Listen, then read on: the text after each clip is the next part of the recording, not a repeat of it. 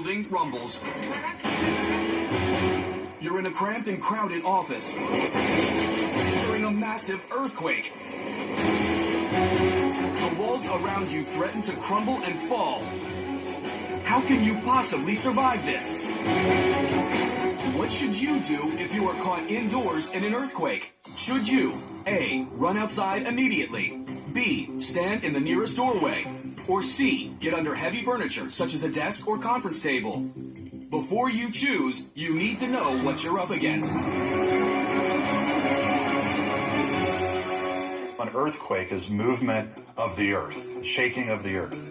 And part of that is the movement of blocks of the earth's crust.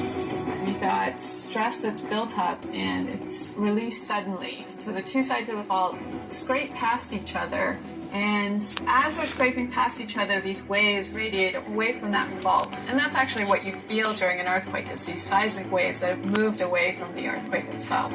Scientists measure these waves with seismometers, giving us the familiar Richter scale, or the more modern moment magnitude scale. The largest recorded earthquake in history was a 9.5 in Chile in 1960. The devastating quake took the lives of over 1,500 people and left nearly 2 million people without homes. Sometimes you'll have some smaller earthquakes that happen that kind of prime the region to have a larger earthquake. We call those foreshocks. Typically, a good-sized earthquake will have a series of other earthquakes that follow. It's kind of like you break a car window and then the cracks keep growing over time. That's kind of like what the aftershocks are. Typical earthquake lasts only a couple of seconds to several minutes.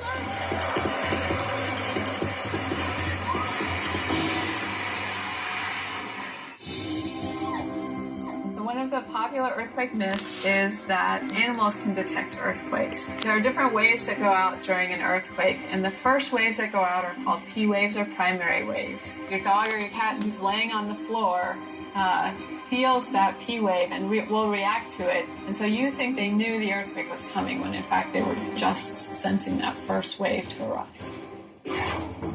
You also may have heard of earthquake weather, but is there any truth to it? Earthquake weather is a myth. There is no such thing as earthquake weather. People like to think that certain types of weather patterns contribute to earthquakes, but in all actuality, the science just isn't there yet to correlate earthquake activity with weather. Earthquakes usually start miles deep within the earth, and weather only reaches about 3 feet. Scientists have been working on whether earthquakes can be predicted for many, many years. Japan has an earthquake early warning system that they have had working now for the last several years. You put out a lot of sensors around where the faults are. When an earthquake starts, you can get a warning out ahead of those waves. Unfortunately, you didn't get any warning at all. You're in the middle of a colossal quake. So what do you do? The answer? C. Dive under a table or desk and hold on. So if you're inside and you start to feel the earth shake, get under a table, get under a desk. If there isn't something like that for you to get under, put your hand over your neck and head to protect you from that. Immediately stop, drop to the ground, cover your head. If you can get under something heavy like a desk, that will help protect your head. Most people are injured by the things falling on them. Bookshelves, TVs, heavy potted plants. Get away from windows because those could break and you don't want to have the glass falling onto you. You can actually get a lot of cuts on your feet from broken glass. What about trying to make a run for it? Biggest mistake people make when an earthquake hits is they tend to get up and they run out of a building, and that's a very dangerous thing to do. Most injuries in earthquake are from people trying to run, so broken bones, bruises, cuts. Occasionally somebody will strike their head, and a head injury can be very severe. As for standing in a doorway, for many years, the conventional wisdom was that getting into a doorway was a safe place. But it turns out that in modern construction, anything in the 20th century and beyond, that it really isn't that much more of a strong place. It also doesn't protect you from things that might befall. In addition, a doorway has other hazards. Oftentimes, while the earth is moving, the door may slam several times, causing injury. There's no way of knowing where you'll be when a quake starts. So what if you're not inside when it hits? The ground heaves. Car alarms go off. You're caught outside during a major earthquake. Now what? Do you A. Get to the middle of a wide open space like a field or plaza? B. Crouch down next to a nearby vehicle? Or C. Run for shelter in a building? In this case, finding a wide open space is your safest refuge. A is the correct answer.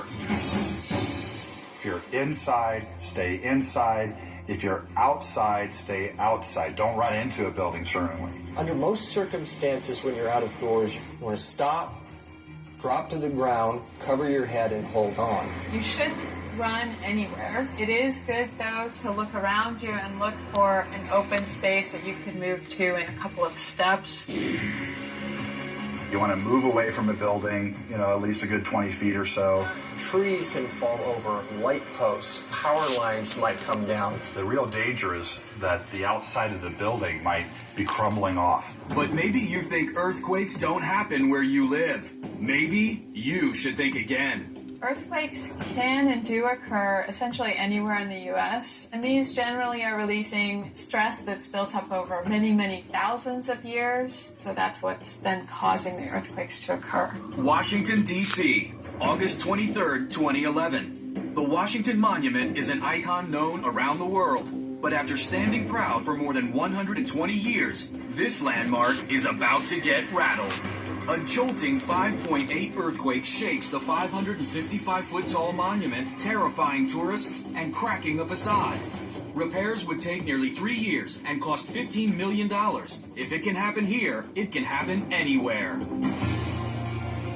As with all natural disasters, planning ahead and knowing what to do can mean the difference between life and death. So the easiest way you can protect yourself during an earthquake is to have bolted your tall bookshelves or tall pieces of furniture that could potentially fall over. One of the best things you can do to prepare for any emergency is to have an emergency kit. We like you to have up to 2 weeks of water and 2 weeks of non-perishable food items, flashlights, something to cook with, and know your community's plan for an earthquake. When the ground shakes, follow these tips. If indoors, stay indoors. Get underneath a sturdy desk or table. Stay away from windows and don't stand in a doorway. If outside, stay outside. Move away from buildings, power lines, or anything that might fall on you. And stay calm and don't run. Panic is your enemy.